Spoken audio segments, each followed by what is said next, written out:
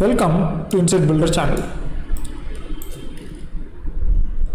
We have been working on the flows and we had seen the structured state in the last video, that is part 6a. This video will be part 6b. We will be continuing where we left in the last video. So we covered the simple structured state. We will now move into the unstructured state, this part.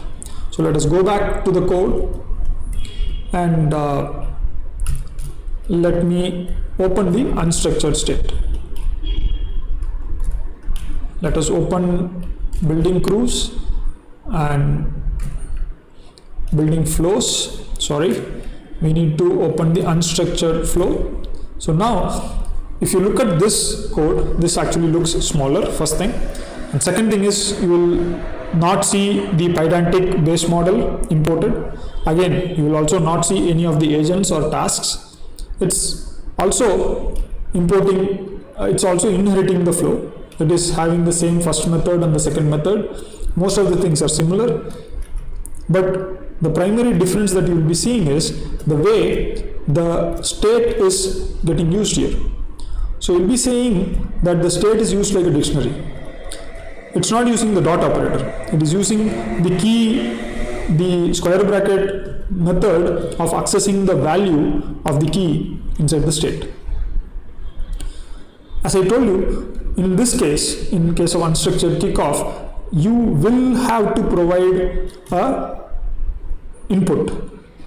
You should give a dictionary input, or else the state will get instantiated as an empty variable. So state will not have any data, it will be none. So let me show you that. If I remove this, if I remove or comment it out, basically this kickoff method is having no value. And in the first method, if I print, so since Python is a interpreted language, I'll be able to print and show what is happening. So I'm going to print the state and I'm going to say before erroring out.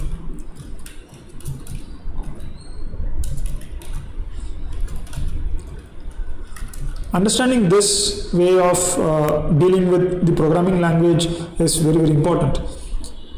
Reading the code, understanding its execution flow will be the future. You will not be writing the code. You will have to still read the code, but in order to read the code efficiently at a very high speed and understand the logic, you will have to practice. Let us now execute this flow. I'm going to say unstructured. This kickoff, the process is similar to how the kickoff happens in the structured state flow. There is nothing different. The only difference, as I told you, is that the state is a dictionary. So if you go up, so you'll see before error and you'll see this empty dictionary. And the reason why it's erroring out is we are trying to access the counter key, which is actually not available inside the dictionary, so this errors out. So as I told you, you need to have the value for the input when you are going to send the flow kickoff, right? And the process that goes through for the method execution and moving to the next method, the listen decorator, the start decorator, it is all same with compared to the structured state flow and the unstructured state flow. There is not much of a difference. Also, the benefit of the unstructured state is that you can add any new key without any kind of an issue. So if you go back into structured state and if I try to add self.state dot new key, you will immediately get a error. Basically it's an error, and in my case Pyrite will immediately tell me that there is an error in this. So it's saying clearly that I cannot assign a new key for a class example state. So it's not possible. But in case of unstructured state, there is no such error. Pyrite doesn't actually warn or highlight anything. So this is one of the benefits, but at the same time, if I go back, one of the one of the benefits again of state is that if I want to assign message equal to 25, so you can immediately see it's raising an error, and it is saying cannot assign attribute message to class example state. The literal 25 is not assignable to string. So you see the literal 25, it's basically an integer. It is telling that you cannot assign it, but if I make it a string, if I convert this like this, it will become acceptable. These kinds of warnings, these kinds of directions that what can be done, what can be assigned to a particular variable can be very, very helpful when you are working on a complex project. The same can become a problem. All these constraints, these benefits actually can become a constraint when you want to freely test out the system and you want to see what is the output that is coming, because unstructured state or the unstructured state flow helps you to easily build a POC and do the creation of the state on the go. So you can add as many keys and values that you want, and once you have tested it out, once you know what are the key value pair that you need, and then you can actually create a structured state flow. So that is one of the things that you can do. So now let me, as I have explained everything, let me execute this unstructured flow and let us see the output right now. So you'll see the counter has taken a value of 10 and the first method is returning the value of 12, and there you can see the key error message is again coming. This is happening because the same issue. I have not initiated the state with the message, right? So if I do this, so if I do a message equal to hello in the beginning of the kickoff, so and then when I send it, you will see that this error actually vanishes, because the reason why this error is coming is that we are trying to do this increment or the concatenation process. For concatenating a string to something, that source string should be already there. So now you can see hello available here. That hello has come from this hello. So the kickoff dictionary that you are providing goes and sits directly inside the state. So all this is pretty simple, right? It looks like a simple programming language in itself with all the logic and etc. Correct? So yeah, as I told you, finite state machines are how the programming languages are actually working. Underneath, if you go and if you are researching all these languages, then you will end up knowing about finite state machines. Anyway, that's a discussion for an entirely different topic and in a different channel. Fine. Now the next thing is the router decorator. So let me open the flow where I have the router decorator. This is a pretty interesting decorator. We are going to discuss about this flow where the first method comes to move forward method and then it goes to move left or move right.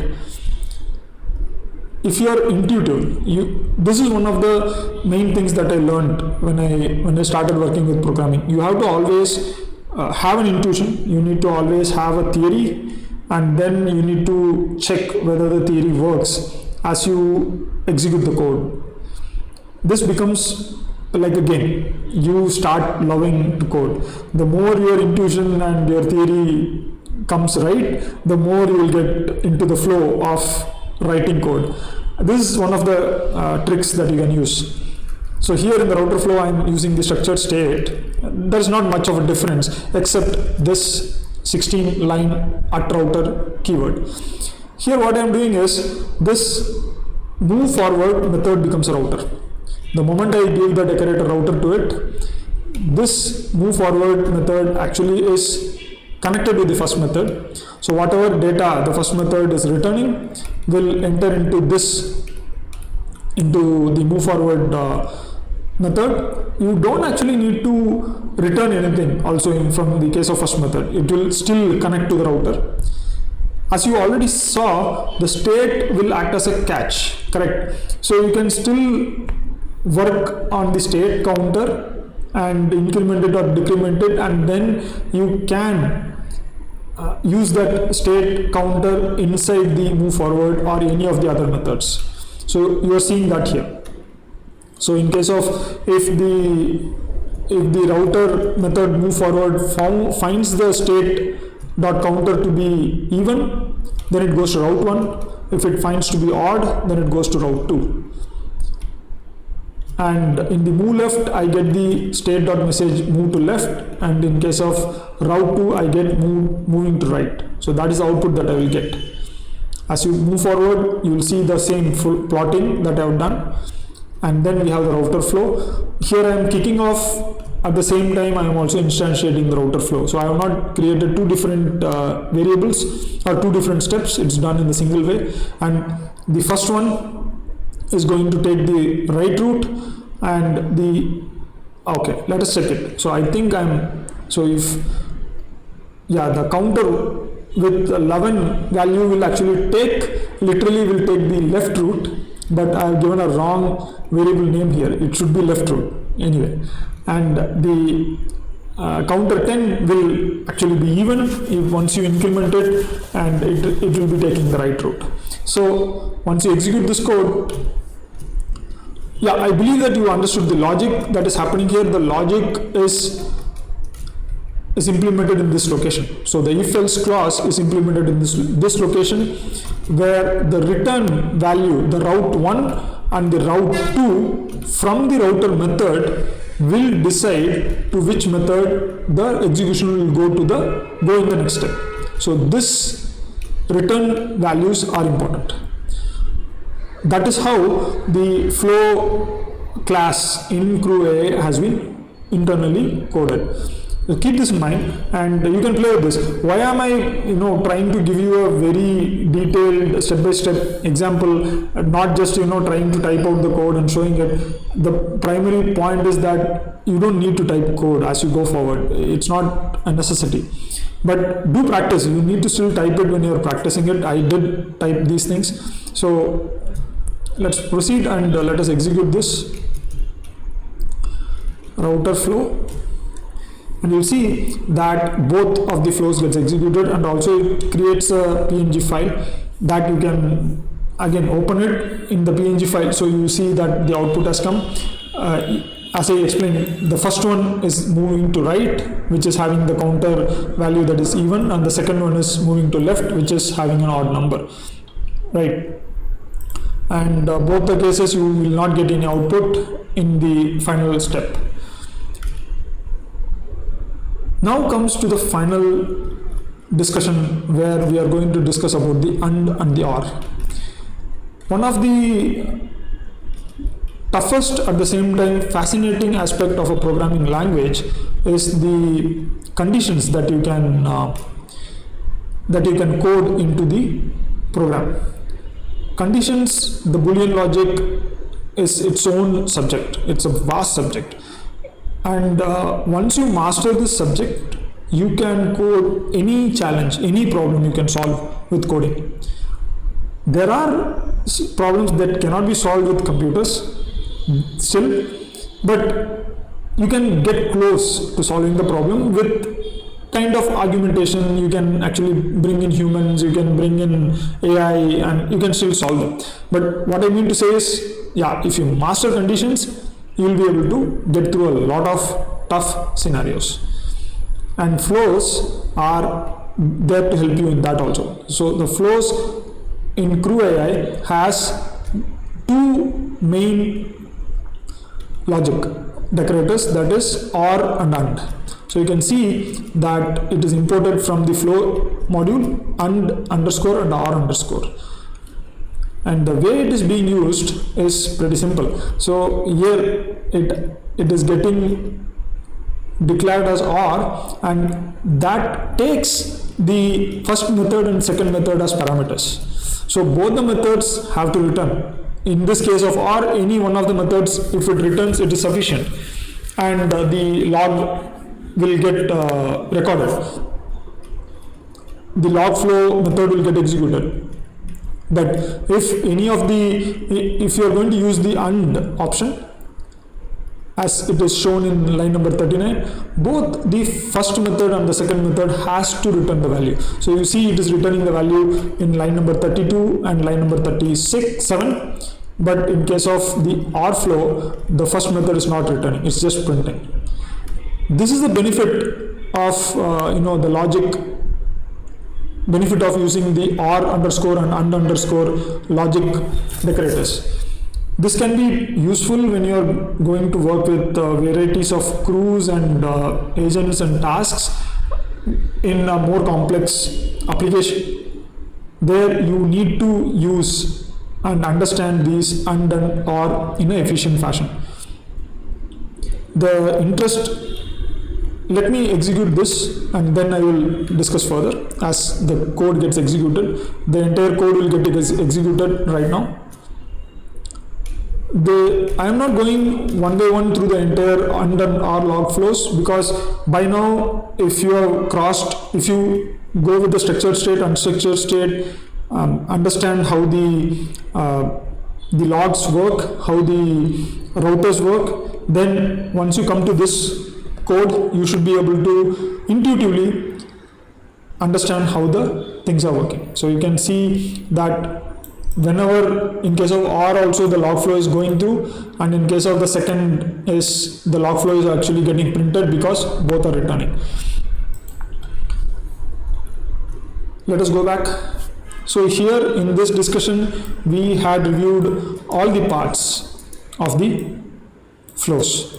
So now you are set to work with agents and tasks, and literally you will be able to understand the varieties of templates that is available openly in the CrewAI website, as well as if you are using the no-code platform. If you are from the enterprise CrewAI user, you can use the no-code platform to develop the agents and tasks. That also you can easily use in your flows. If you are looking at the earlier videos, you must have already seen that I had discussed on one of the ways of designing the flows. So how to design the flow. When you go back to that video, after these two videos, you should be able to understand what exactly is going in a much more deeper fashion. So I believe that this video and the earlier video gave you a very good introduction to the flows in CrewAI. Do let me know if you have any questions, and if you have any comments, do leave the comments in the comment section. Leave a like if you like this video, and do subscribe to my channel. With that said, I would like to leave the video with 4 words, that is practice, practice, practice, practice. See you guys, have a great time.